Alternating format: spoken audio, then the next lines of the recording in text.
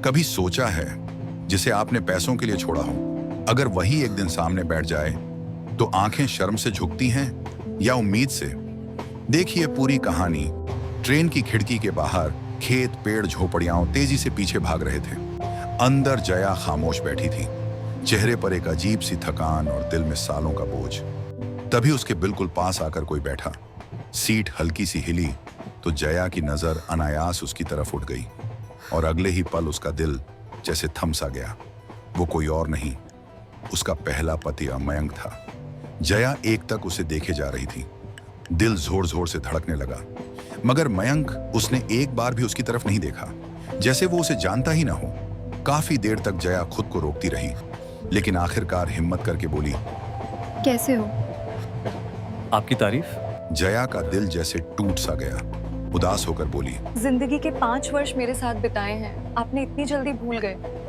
मयंक ने बिना भाव बदले कहा, जिन्हें याद करने से तकलीफ होती हो उन्हें भुला देना ही ठीक है।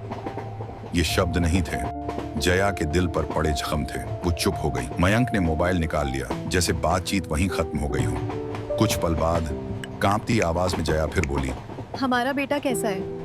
मयंक ने तुरंत कहा, हमारा नहीं, सिर्फ मेरा बेटा। तुम उसे 2 साल की उम्र में हमेशा के लिए छोड़ के गई थी। उसकी आवाज सख्त हो गई, इसलिए दोबारा हमारा बेटा मत कहना।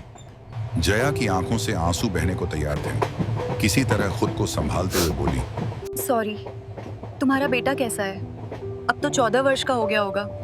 मयंक बोला, अच्छा है, हॉस्टल में रह के पढ़ रहा है, उसी से मिलके आ रहा हूँ। हर हफ्ते मिलने जाता हूँ ताकि वो माँ की तरह पिता से भी नफरत न करने लगे। ये सुनते ही जया टूट गई। आंसू अब रुक नहीं रहे थे। गिड़गिड़ाती आवाज में बोली, एक बार मुझे भी उससे मिलवा दो प्लीज। मयंक चुप रहा। जया ने फिर कहा, दूर से देखकर चली आऊंगी। नहीं, अब नहीं, पहले आती तो मिलवा देता।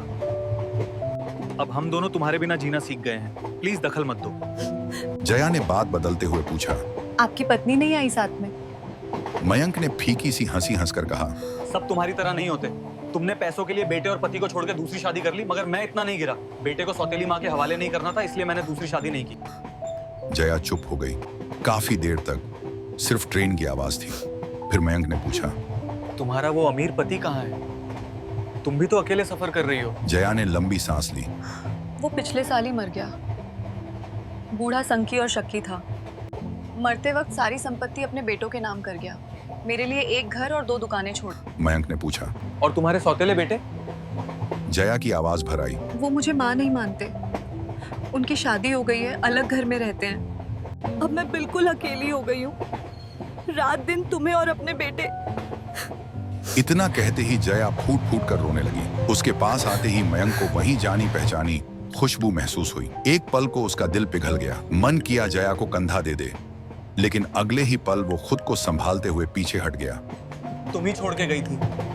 याद करो, मैं तुम्हें रोकने के लिए कितना गिड़गिड़ाया था। मयंक के दूर हटते ही जया टूट सी गई। धीरे से बोली, एक बात कहूं? माफ कर दो, एक आखिरी मौका दे दो प्लीज। मुझे अपने साथ रख लो। मयंक का दर्द अब बाहर आ चुका था। कितनी स्वार्थी हो तुम। जब मेरी कमाई से तुम्हारे अरमान पूरे नहीं हुए तो किसी और की हो गई। कभी मेरे बारे में तुमने सोचा ही नहीं। मेरी कितनी बेइज्जती हुई थी जब तुम छोड़कर गई थी। मैं आज भी अकेले जी रहा हूं, मैं भी उदास होता हूं। मैं भी जब वो नहीं रहा तो फिर मेरे पास लौटना चाहती हो। तन्हाइयों में रोता हूं। आज मैं भी पैसे वाला हूं, मेरे पास भी गाड़ी, बंगला, सब कुछ है। तुमने थोड़ा सा इंतजार नहीं किया क्योंकि तुम्हें मुझ पे भरोसा ही नहीं था। आज किस हक से मेरे पास लौटना चाहती हो? अगर तुम लौट आई तो हर रोज तुम्हें देख के मुझे मेरे बुरे दिन याद आएंगे। तुमने मुझे मेरे बुरे दिनों में छोड़ा था, टूट कर बिखर गया था मैं। बड़ी मुश्किल से जीना सीखा है। अब अगर तुम्हें साथ रखूंगा तो मेरा स्वाभिमान मुझे जीने नहीं देगा।